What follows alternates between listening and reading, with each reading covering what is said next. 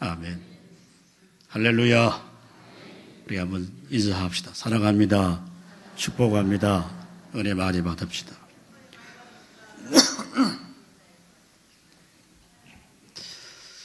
영적인 눈이 열려 있는 사람이 있고요, 영적인 눈이 닫혀 있는 사람이 있습니다. 믿음이라고 하는 것은 사람의 그 시각이며 어떤 시각을 갖고 있느냐라고 하는 것이죠. 그래서 믿음의 눈이 열려 있는 사람은 항상 하나님 중심적으로 생각하고 판단합니다. 믿음의 눈이 닫혀 있는 사람은 항상 자기 중심적이에요. 모든 출발이 항상 자기에게서 시작이 됩니다. 예수 그리스도를 믿고 구원받은 하나님의 거룩한 백성이 되었다라고 하는 것은 하나님의 관점에서 본다면 한 사람의 영혼이 성경의 말씀처럼 천하보다 귀하다라고 하지 않습니까? 여러분 믿습니까? 천하보다 귀하다고 해요. 천하보다 귀한 영혼을 어떤 시각에서 바라보느냐라고 하는 것이 그 사람의 믿음의 태도고 신앙의 태도일 수 있다라고 하는 것이죠. 시편 14편이나 1절이나 시편 53편에 보면 이렇게 말합니다. 어리석은 자는 그 마음에 이르기를 하나님이 없다 한다라고 했습니다. 쉽게 말하면 하나님을 인정하지 않는다라고 하는 말이죠. 어떻게 보면 여러분, 예수를 믿습니다, 구원을 받았습니다, 하나님 백성 되었다고 말합니다. 천국에 갈 수 있다라고 믿고 있습니다. 그럼에도 불구하고 그 하나님이 정말 원하는 것이 무엇인지, 하나님의 소원이 무엇인지를 알지 못한다고 한다면 여러분, 어쩌면 그 사람은 하나님을 없다 하는 사람보다 더 어리석은 사람이 아니겠는가, 저는 그렇게 생각합니다. 예수님의 복음서에 보면 공생의 기간 동안에 누구와 늘 논쟁하고 다투었냐라고 하면 다 유대 종교 지도자들입니다. 그들은 잘 훈련된 종교 관료들입니다. 제사장들, 서기관들, 제사장들. 그들하고 늘 논쟁의 대상이 되었고 예수님은 그들을 향하여 아주 책망의 말도 합니다. 심지어 이 뱀들아, 독사의 새끼들아, 너희가 어떻게 지옥의 판결을 피할 수가 있겠느냐라고 말합니다. 여러분, 그 사람들은 굉장히 경건한 사람들이었습니다. 하루에 3번씩 기도하는 사람들이었고 때를 따라 금식하고 규칙적으로 가난한 사람들을 돕는 아주 그야말로 신앙의 어떤 틀을 갖고 있었던 사람들입니다. 그러나 주님이 보시는 관점은 무엇입니까? 율법을 알고 공부하고 경건의 모습을 갖고 있고 종교적인 의식을 행하고 있지만 그들이 정말 하나님의 아들이신 예수 그리스도가 누구인가라고 하는 사실을 몰랐다라고 하는 거예요. 그러면서 어떻게 너희가 지옥의 심판을 면할 수가 있겠느냐라고 주님이 그들을 책망하십니다. 율법주의에 빠져서 결국은 예수가 하나님의 아들이라는 사실을 몰랐다라고 하는 겁니다. 여러분, 그렇다고 한다면 하나님이 정말 갖고 계신 가장 중요한 소원은 과연 무엇일까요? 성경은 디모데전서 2장 4절에 이렇게 말합니다. 모든 사람이 구원을 받으며 진리를 아는 데 이르기를 원하신다라고 했어요. 자, 하나님의 가장 중요한 소원은 뭐냐? 모든 사람이 구원을 받는 거예요. 그들이 진리를 알고 진리를 깨닫는데 가장 원하는 것이 바로 주님의 소원이요 하나님의 소원인 줄로 믿을 수 있기를 주님의 이름으로 축원합니다. 자, 문제는 뭡니까? 예수 믿고 구원받았어요. 하나님의 자녀가 된 특권을 갖고 있어요. 그런데 항상 하나님의 생각과 하나님의 마음과 하나님의 소원을 우리가 품지 아니하고 끊임없이 우리는 우리의 판단과 우리의 생각과 우리의 방식으로 하나님 중심적인 삶이 아닌 인본주의적인 삶을 살아가게 된다라고 하는 겁니다. 여러분, 인본주의 삶이 뭘까요? 항상 사람 중심이고 자기 중심이에요. 그로 자기 방식대로 판단하는 겁니다. 하나님 중심은 무엇입니까? 모든 삶의 결정이 하나님의 손에 있다는 생각과 가치를 갖고서 살아가는 삶이 뭐냐? 하나님 중심적인 삶이에요. 자, 우리가 뭐 전도하자 그러면 사람들이 다 힘들어 하잖아요. 아이고, 목사님 전도 됩니까? 얼마나 힘들다고요? 안 믿는 부인이 있어요. 그러면 아이고, 남편 좀 전도하세요. 그러면 아이고, 목사님 말도 많이 써. 천하 인간은 다 구원받아도 그 인간은 절대 구원 못 받습니다. 이렇게 우리가 자기 생각대로 판단하는 거예요. 아이고, 저 집은 어렵고 힘드니까 어떻게 교회 나가자 하면 어떻게 나가겠냐. 저 사람은 불교에 힘이 빠지는데 예수 믿으라 그러다가 무슨 내가 개소리 들으려고 생각하고, 그 전부 이게 인본주의 생각이에요. 하나님은 모든 사람이 구원받기를 원하는데 우리가 판단하고 된다 안 된다 전부 결정하는 거예요. 목사님, 시대가 얼마나 어려운데요. 교회가 얼마나 욕먹는데요. 모든 여러 가지 다들 이유를 대는데, 여러분, 이게 인본주의입니다. 하나님이 하게 하시면 될 줄로 믿을 수 있기를 주님의 이름으로 축원합니다. 여러분, 복음을 전하고 전도하는 것은 내가 하는 것이 아니에요. 하나님이 되게 하시지. 우리가 물론 힘쓰고 애쓰고 노력해야 됩니다. 그러나 우리의 힘씀과 노력 때문에 한 사람이 구원받는 게 아닙니다. 하나님이 예비된 영혼들, 구원받기로 작정된 영혼들을 우리를 통해서 하나님께서 구원시키기를 하나님이 원하신다라고 하는 거예요. 그러면 우리가 6월 4일을 정해놓고 여러분 예비신자를 작정하고 우리가 전도할 때는 정말 기도하십시오. 기도하면 전도가 반이 된 거예요. 이때는 아멘 하셔야 되는데, 기도만 하는 시작하면 그게 전도가 반이 된 거예요. 우리 속담에 그런 말 있잖아요. 시작이 반이다는 말 있잖아요. 여러분이 내가 누구를 전도해야 돼, 이번에 좀 해야 되겠다는 그런 마음을 먹고 오늘 카드 내주셨잖아요. 2달 동안 가지고 다니면 뒤에 보면은 이름 좀 적어 놓으시고 예배 때마다 앉을 때마다 그 사람을 위해 기도하는 게 이미 그게 전도의 반은 다 이루어진 거란 말이죠. 믿을 수 있기를 주님의 이름으로 축원합니다. 우리가 믿음으로 구원받고 하나님 백성 되었는데 우리가 어떻게 가만히 앉아 있을 수가 있겠어요? 우리는 예수님을 통해서 죄 사함 받고 하나님 백성이 되었습니다. 이건 우리에게 준 축복이고 특권이에요. 그런데 문제는 여러분, 특권을 가진 사람은 특권에 맞는 책임과 의무가 주어지는 거예요. 내가 특권만을 누리려고 하는 것이 아니라 그 특권의 의무가 주어진다라고 하는 것이죠. 6월 4일을 저희들이 온 교회가 우리가 한 사람이라도, 한 영혼이라도 나를 통해서 이번 교회에 한 사람을 초청해서 복음을 듣게 하고 또 하나님을 알게 하는 이 거룩한 일에 우리가 쓰임받기를 원한다고 한다면 여러분이 다 작정하시고 준비하고 기도에 나갈 때 하나님이 은혜를 더하여 주실 줄로 믿습니다. 오늘 읽었던 본문 말씀은 제가 한 10년 전에 한번 말씀을 전했던 내용인데요. 꼭 이게 전도하라고 하는 그런 설 본문은 아닙니다만 이 속에 복음과 구원의 은혜가 이 속에 담겨져 있는 말씀이에요. 자, 오늘 본문 3절 우리 한번 다 같이 읽어보겠습니다. 시작. 성문 어귀에 나병 환자 4사람이 있더니 그 친구에게 서로 말하되 우리가 어찌하여 여기 앉아서 죽기를 기다리랴. 아멘. 우리 따라합니다. 가만히 앉아 있으면 영적으로 죽는 것이다. 어떤 게 죽는다고요? 가만히 앉아 있으면. 자, 오늘 본문의 역사적 배경은 이렇습니다. 2800년 전에 북이스라엘의 엘리사 시대입니다. 아람이라고 하는 군대가 사마리아 성을 점령하기 시작합니다. 그래서 그 성 안에 있던 사람들이 먹고 살 게 없어요. 힘들지 않습니까?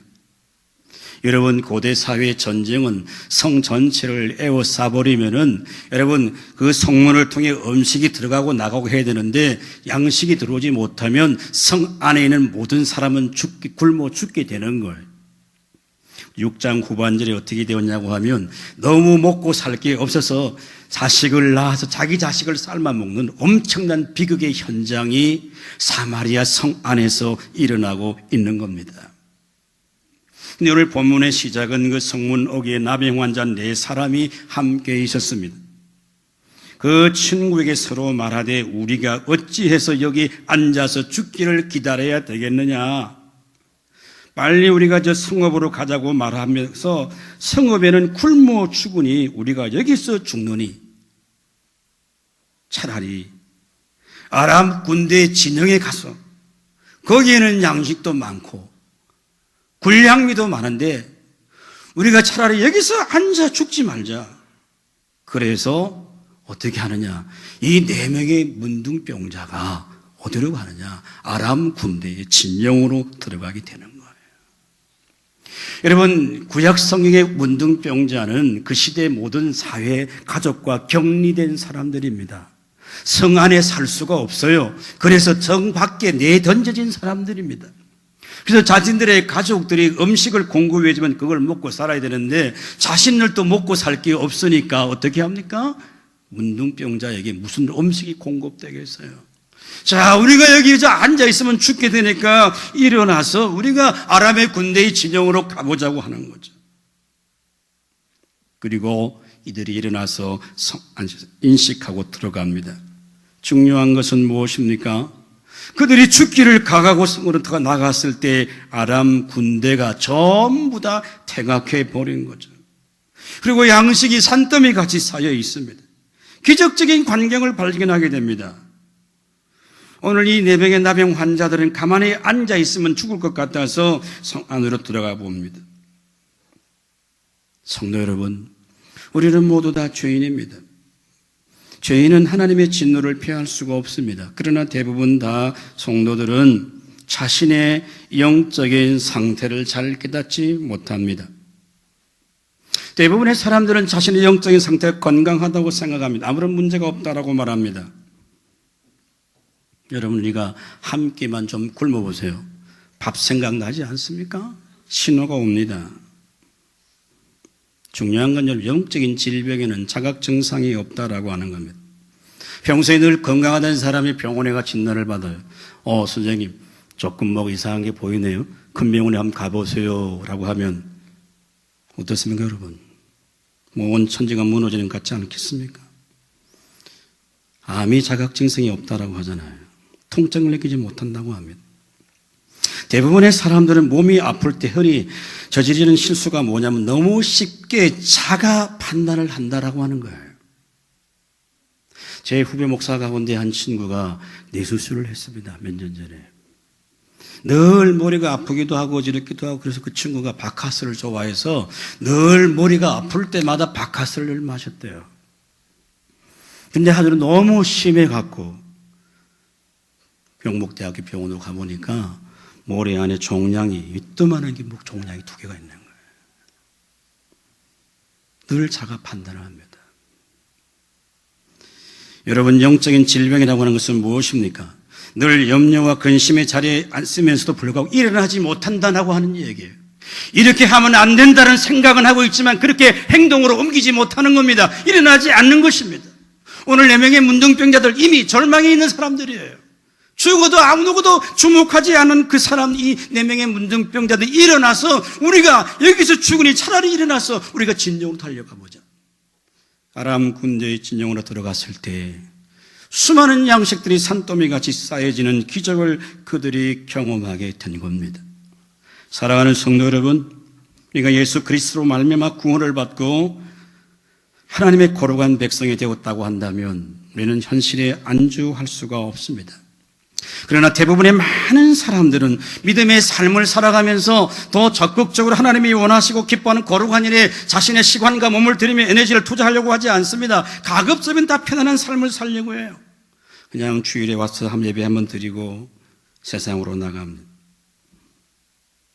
이렇게 봐도 내가 잘한다고 생각해.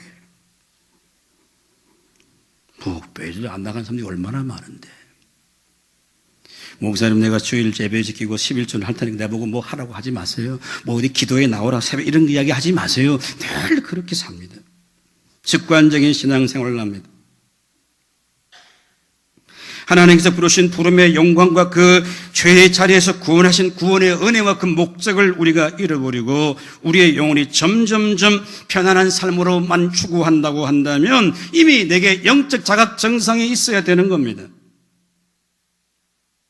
성도 여러분, 아무것도 안 하고 가만히 있는 게 그게 죄입니다.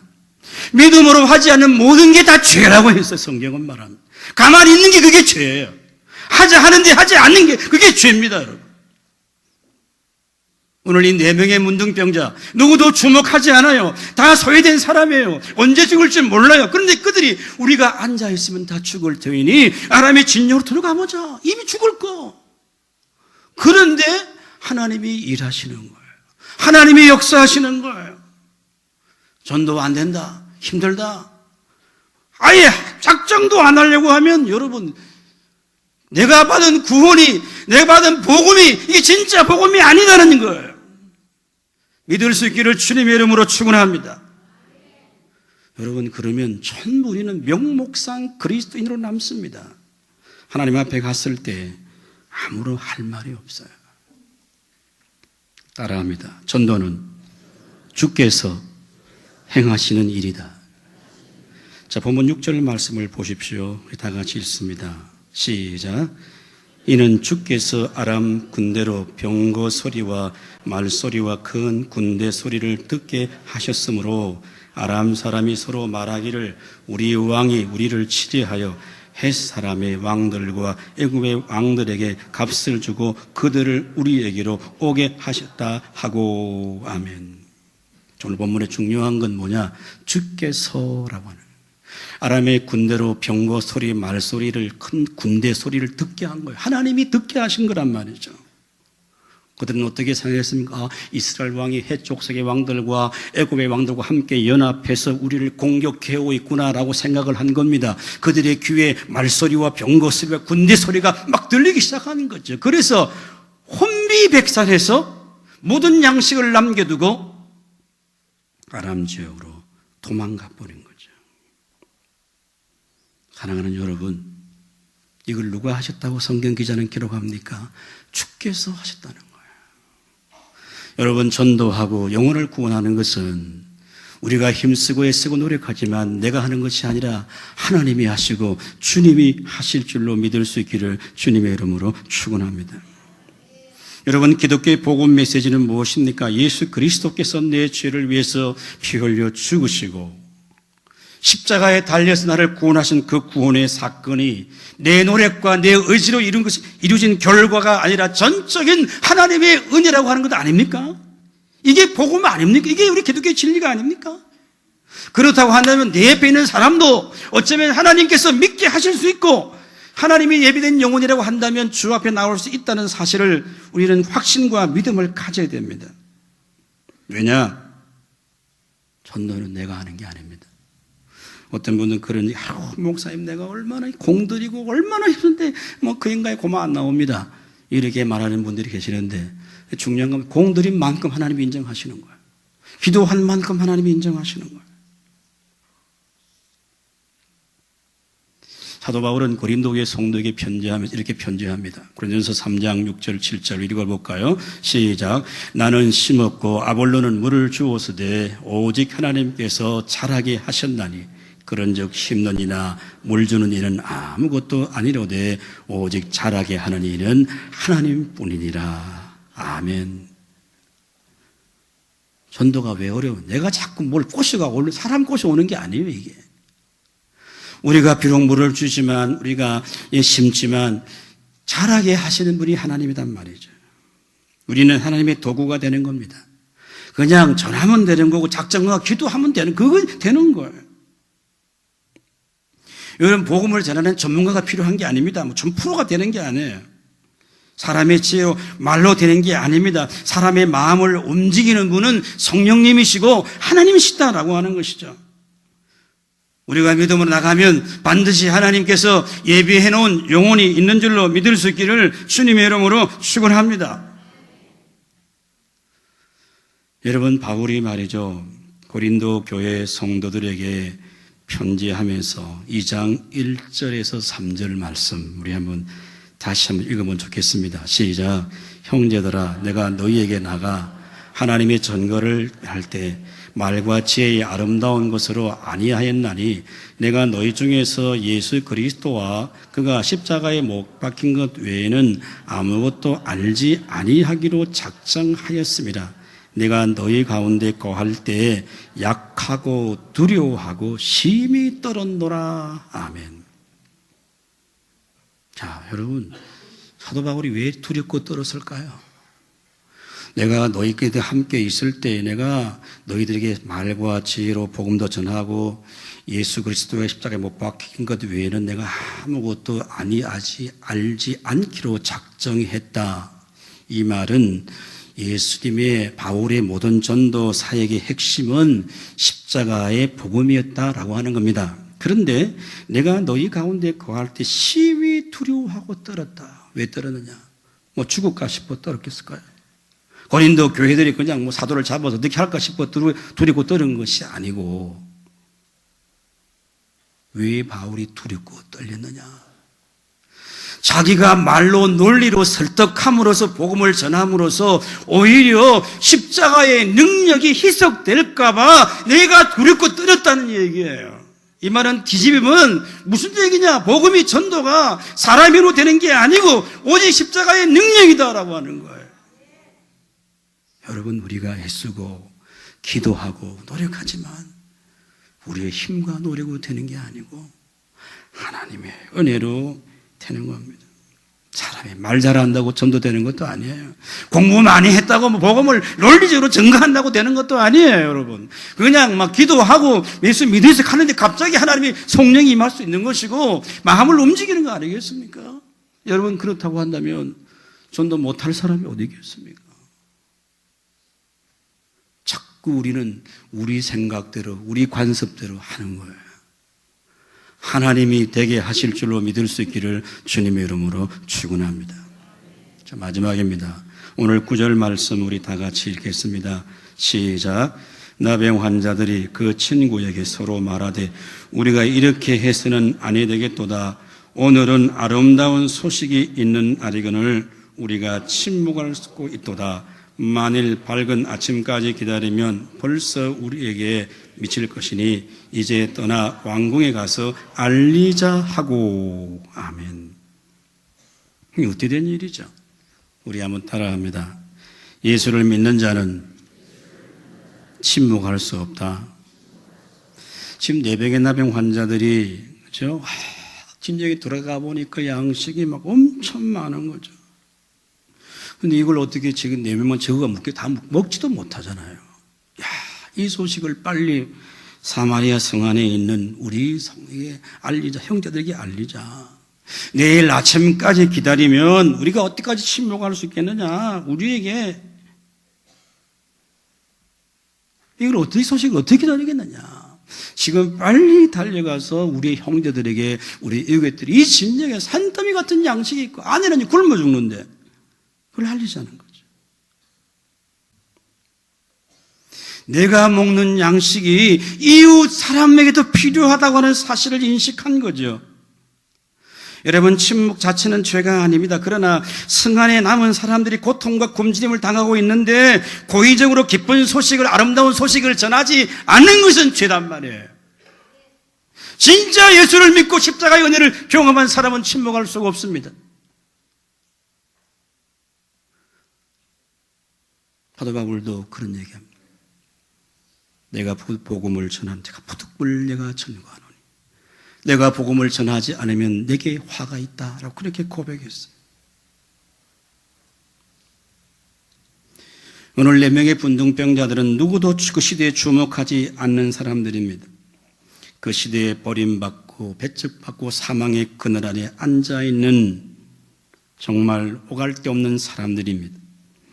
그런데 이 놀라운 기쁜 소식, 아름다운 소식을 성 안에 주고 가는 사람들에게 우리는 침묵할 수 없다라고 그들은 달려갑니다. 성 안에 굶어가는 사람들이 양식을 얻게 되고 구원의 역사가 일어나게 되는 겁니다. 여러분, 그들의 발이 얼마나 아름답겠습니까?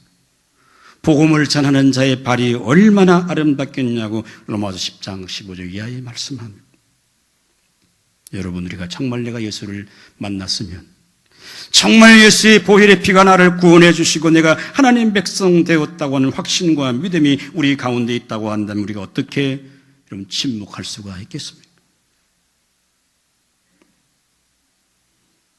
나만 예수 믿고 구원받겠다라고 하는 건 굉장히 영적인 이기주의입니다.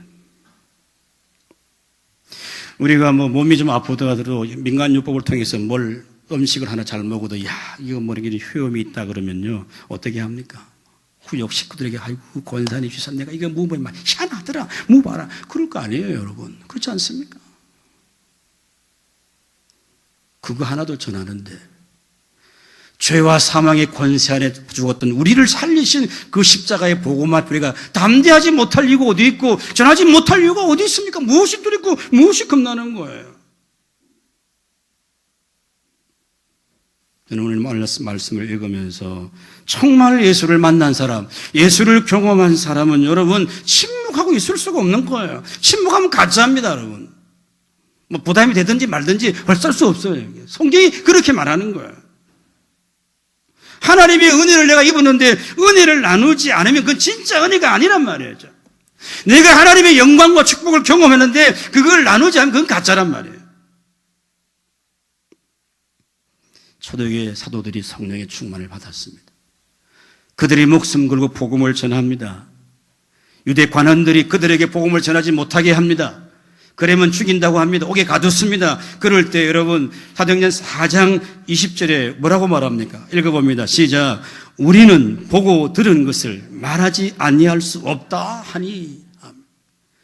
베드로와 요한과 사도들이 우리가 보고 들은 것을 말하지 아니할 수 없다는 거죠.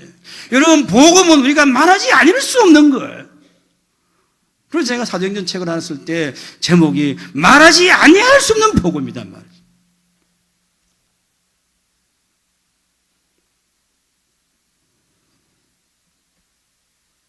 여러분 믿지 않는 사람들에게 복음을 전하고 아름다운 소식을 전하는 것은 하나님이 우리에게 허락해 주신 축복이요 특권임을 믿을 수 있기를 주님의 이름으로 축원합니다.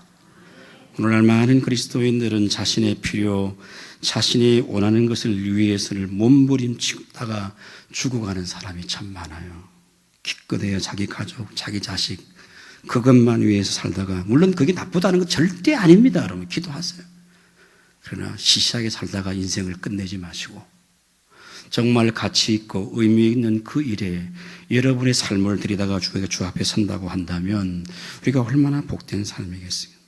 늘 생존을 위해 발버둥 치다가 인생을 마치지 마시고 나이가 다 돼서 이제 내가 좀 갈 때 다 돼갖고 아이고 내가 좀 믿음으로 살 걸 좀 복음 전할 걸 전도 좀 할 걸 꼴꼴꼴 하지 마시고 힘 있을 때 지금 있을 때 앉아있지 마시고 일어서서 하나님 나라를 위해 복음을 위해 애쓰고 힘쓸 수 있기를 주님의 이름으로 축원합니다. 내가 하는 게 아니에요. 우리 한번 인사합시다. 내가 하는 게 아니고 주께서 하십니다. 주께서 하시는 거 하는 거예요. 진짜 예수님을 믿는 사람, 만난 사람은 침묵하면 안 됩니다. 기도하겠습니다.